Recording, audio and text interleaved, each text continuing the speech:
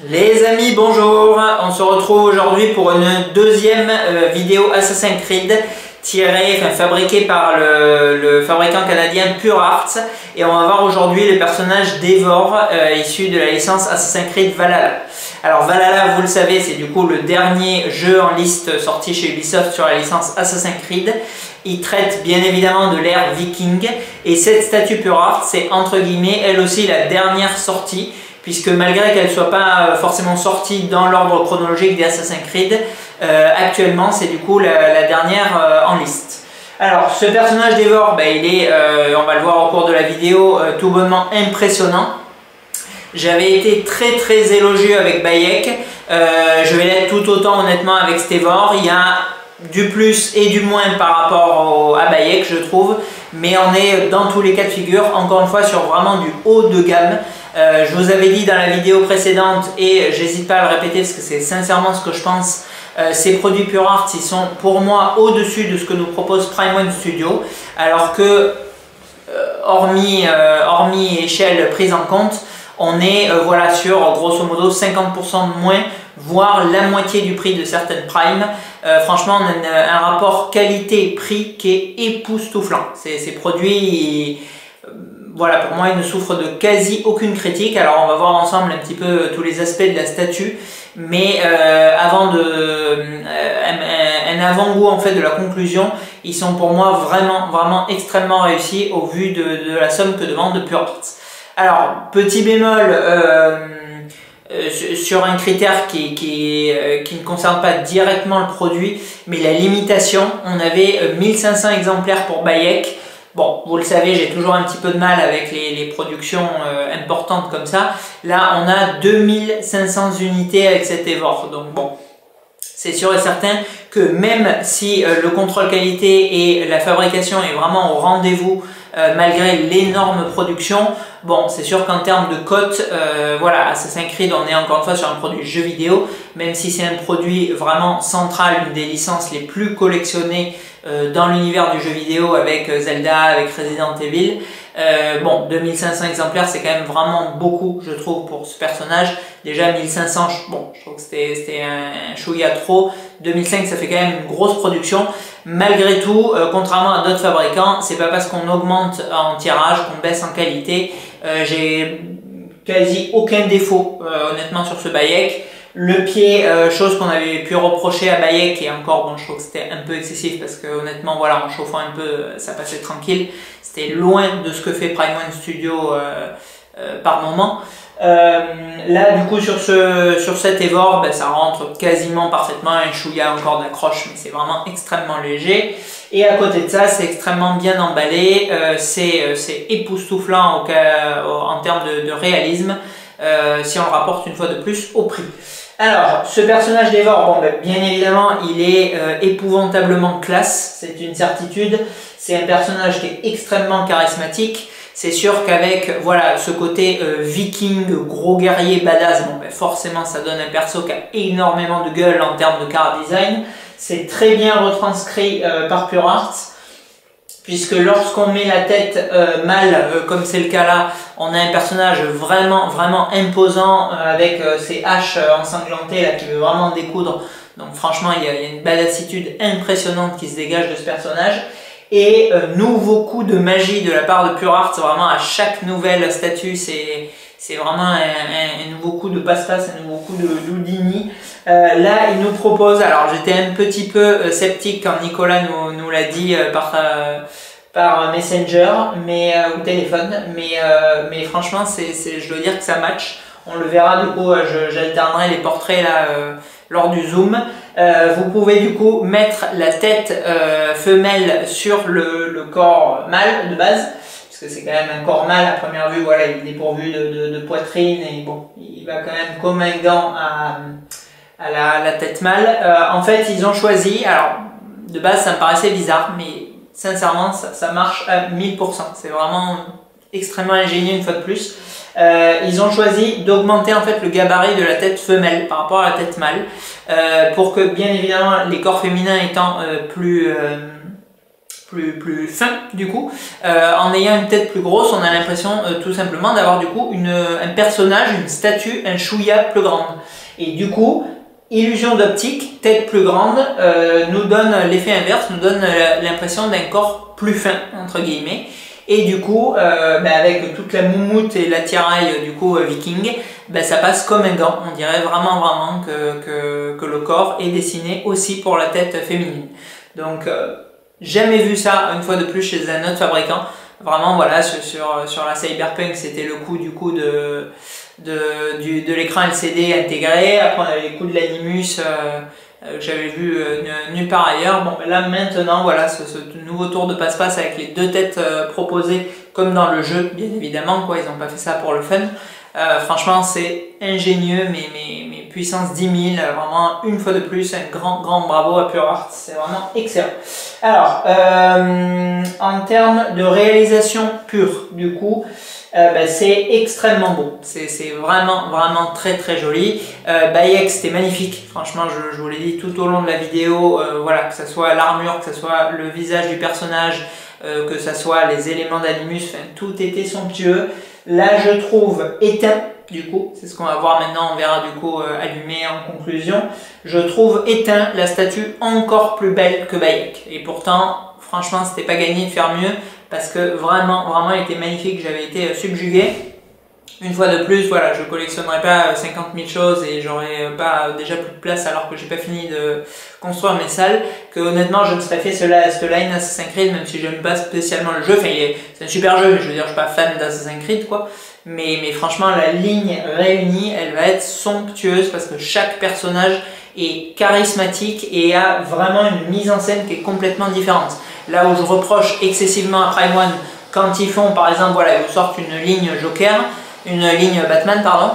Voilà, le Batman, le Joker, le Deathstroke, le Robin, la Batgirl, la Catwoman, c'est tout le temps les mêmes socks, tout le temps les mêmes mises en scène. Alors oui, c'est très bien fait, c'est joli, ça crée une harmonie, mais malgré tout, bon, on sent vraiment la répétition, je trouve, d'une pièce à l'autre. Là, pas du tout. Voilà, on a cette espèce de montagne enneigée qui se désagrège du coup, même côté du coup que le Bayek, sur le côté gauche de la pièce, quoi. Enfin son côté droit et notre côté gauche, qui se désagrège en Animus avec des espèces de cristallisation du coup de la neige. C'est absolument à tomber par terre, c'est magnifique, franchement c'est très beau ce qu'ils ont fait. Et c'est, voilà, malgré qu'on soit dans le même esprit, puisqu'on a, voilà, un personnage en premier plan, un totem en arrière-plan et une partie d'Animus qui se désagrège du même côté, donc on a cette cohésion, on a cette harmonie du coup avec Bayek et avec Altaïr et Ezio qui étaient sortis précédemment, mais malgré tout on a une statue qui est complètement différente, quoi. On a zéro copier-coller, si ce n'est encore une fois l'uniformisation, mais pour le côté bonifaction de la pièce, quoi. C'est vraiment, c'est un plus en fait, je trouve, d'avoir mis le désagrégement de l'Animus du même côté.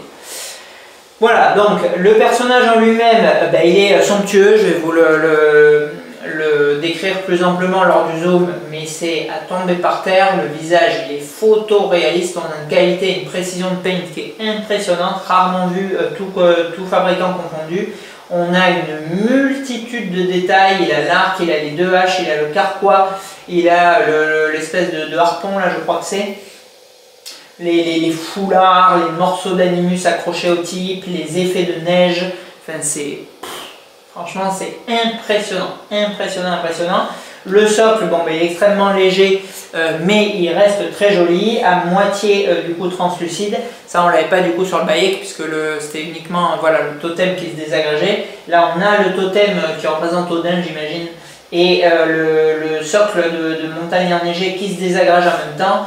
On a, voilà, ce casque de soldat ensanglanté, on a le bouclier brisé derrière, on a les ossements là, accrochés au bout des pics. Enfin, franchement, tout est trop classe, tout est maîtrisé, tout est harmonieux, c'est-à-dire qu'on n'a pas des éléments qui sont rajoutés, voilà, hop, on ne sait pas trop quoi mettre, version exclusive, on rajoute un crâne de buffle mort et je ne sais quoi. Non, là vraiment tout est disposé harmonieusement, on sent que vraiment c'est une sculpture globale qui a été faite de manière intelligente et qui a été extrêmement bien mise en valeur par la peinture.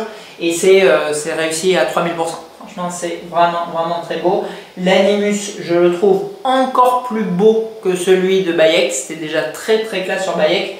Là, vraiment, voilà. Alors, le fait voilà, qu'il se désagrège, qu'il parte en filament, c'est pas forcément mieux esthétiquement, je trouve, que Bayek, c'est kiff-kiff. Mais par contre, voilà, on vient encore appuyer le côté froid, le côté glacial des Vikings par cet Animus qui, du coup, au lieu de se désagréger en filament comme sur les autres statues, là, c'est sous forme clairement de cristaux de glace et c'est, une fois de plus, ingénieux à mort, je trouve. Quoi. Voilà, et au fond, on a du coup notre sculpture d'Odin, j'imagine, qui est censée imiter du bois et qui est extrêmement bien faite, elle aussi. Franchement, on a un effet bois qui est trop classe. Voilà. Allez, je vais vous zoomer ça, l'allumer bien évidemment, et on conclura du coup avec la tête femelle. A tout de suite. Allez, on est parti du coup pour le zoom. J'essaie vraiment de me rapprocher pour que vous voyez au maximum la texture du socle. Et du coup, celle de l'Animus en train de se désagréger, de se cristalliser. C'est somptueux. Franchement, c'est magnifique ce qu'ils nous ont fait. La peinture, elle est de très haut niveau, vraiment. Sur le casque, les petites bottes enneigées, quelques effets du coup de neige par-ci par-là. Très grand travail vraiment sur tout l'équipement, l'armure, les fringues du viking, texture de poil, super bien faite aussi. Le visage. C'est juste photoréaliste. Texture de peau est vraiment magnifique aussi, avec petit effet de brillance là du coup. Les cheveux, l'arc. Cette hache qui est du coup un peu enneigée, Battle de Mage. Et l'autre. On retrouve là par contre des traces de sang. Trop classe. Bouclier.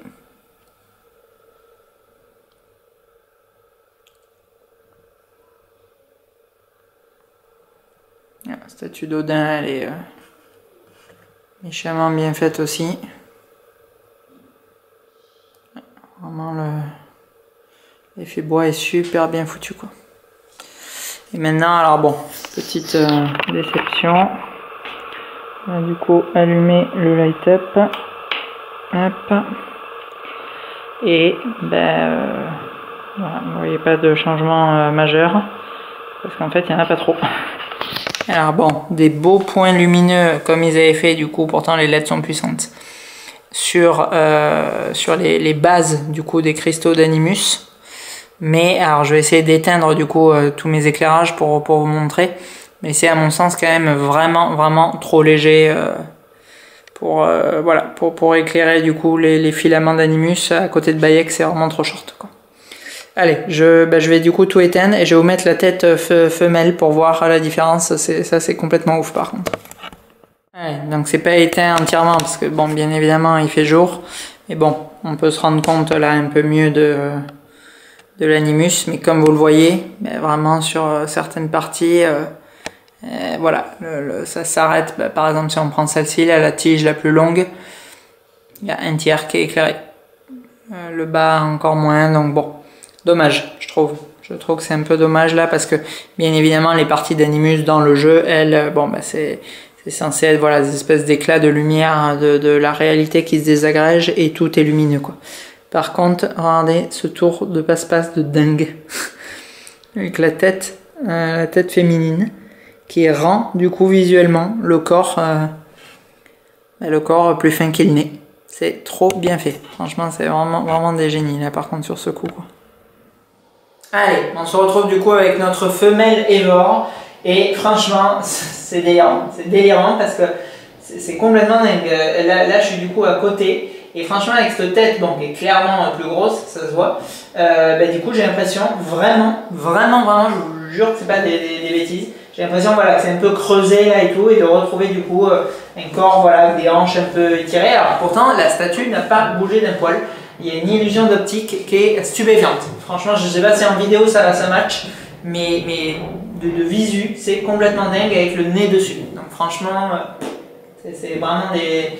Sur la conception, je crois que j'ai jamais vu une boîte, une marque aussi créative et ingénieuse vraiment que PureArt. Je répète 44 fois ou 48, ça dépend des statuts, le mot dans chaque vidéo ingénieux, mais franchement, c'est vraiment, je trouve, ce qui leur va le mieux, c'est que c'est extrêmement subtil ce qu'ils font.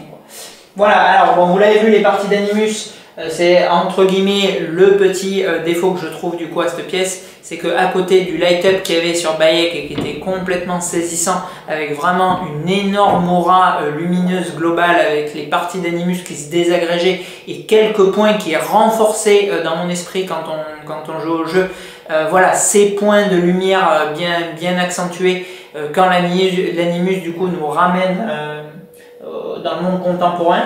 Là, c'est vraiment léger. Je trouve que pour le coup, alors les LED sont puissantes, mais par contre, voilà, il y a une propagation sur les pointes du coup de résine d'Animus qui sont vraiment trop faiblardes, je trouve. Là, c'est vraiment le point négatif de cette pièce. Et sur cet axe-là, elle est quand même très en deçà, je trouve, de Bayek. Je ne sais pas ce que donnent les autres parce qu'on ne les a pas encore reçus. Je crois que grosso modo, je crois que Edouard c'est vraiment le tout dernier qu'on recevra, donc on devrait avoir, j'imagine, Altaïr et Ezio, j'imagine, dans les prochaines vidéos. Voilà, mais donc pour revenir à ça, sur les parties de résine qui font voilà, 10 cm, 15 cm quasiment, je pense, pour cette duo là qui est vraiment grande, ben, ça c'est clair sur 25 à 30% à tout casser. Voilà. Donc on a du coup les 2/3 voire les 3/4 de la partie résine d'Animus qui est éteinte et du coup c'est léger. C'est léger, je trouve, c'est un peu dommage. Alors éteint c'est magnifique, c'est plus beau encore que ce qu'on avait sur Bayek. Allumé c'est clairement moins classe. Le light-up, là où le light-up de Bayek il transcendait la pièce, elle était extrêmement belle. Alors allumé c'était encore décuplé. Là je dirais que voilà, on est au même niveau allumé que éteint, voire comme c'est un peu faiblard, je trouve que presque ça dessert un peu la pièce de l'allumé. Donc beaucoup moins convaincu par le light-up. Par contre, ben, le reste, je vous l'ai dit en intro, c'est de la dinguerie quoi. Franchement, éteinte, elle est époustouflante. Elle est complètement ouf cette pièce. Voilà, encore une fois en termes de prix, alors je ne sais même plus ce que c'est les prix économisés. Je crois que les prix publics, je crois que les prix publics c'est 900 €, les prix économisés partagés ça doit être 800 ou 850, 950, je sais pas trop. Bref, on est en dessous des 1000 € dans tous les cas de figure, ou peu importe où vous l'achetez. Franchement, les yeux fermés, vous pouvez y aller. Alors moi j'ai une petite réticence pour le nombre de pièces, mais pour les gens que ça ne gêne pas, parce qu'encore une fois, les gens, tout le monde collectionne comme il a envie. Voilà, vous avez vraiment une statue ultra charismatique, que ça soit... Alors, je préfère encore plus la tête mâle. Pourtant, dans les jeux vidéo, j'incarne que des persos féminins. Mais là, sur la statue, je préfère la tête mâle parce que je la trouve, voilà, on est vraiment au summum de la badassitude. La nana, même si, bon, elle n'a pas l'air très sympathique, je ne vivrai pas avec elle, mais malgré tout, bon, elle fait quand même un peu moins agressive, baraquée que quand vous mettez la tête mâle. Mais voilà, mais dans un cas de figure comme dans l'autre, c'est vraiment parfaitement maîtrisé, c'est extrêmement beau et pour moins de 1000 €. Donc franchement, encore une fois, moins de 1000 € au jour d'aujourd'hui, jamais vu un produit aussi réussi, peu importe la marque, en écart et sur une licence en plus qui est connue. Voilà, donc vraiment 3000% pour cet Evor.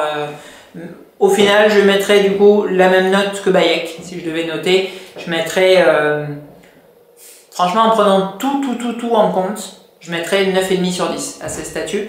Parce que, voilà, parce que Bayek, avec le recul d'Evor, il est un chouïa moins classe.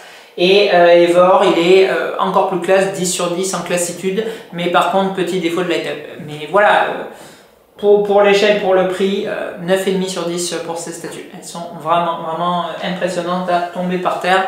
Très hâte du coup de voir les 3 suivantes parce que je pense que voilà, alors les 2 premières, bon, elles sont peut-être un peu moins impressionnantes techniquement, mais alors le Edouard, je pense qu'il va sacrément tataner aussi. Donc si vous hésitiez, et il y a déjà eu bon, sûrement d'autres reviews d'ici que celle-ci paraisse, Mais franchement, je vous conseille à 1000% cette pièce. A bientôt!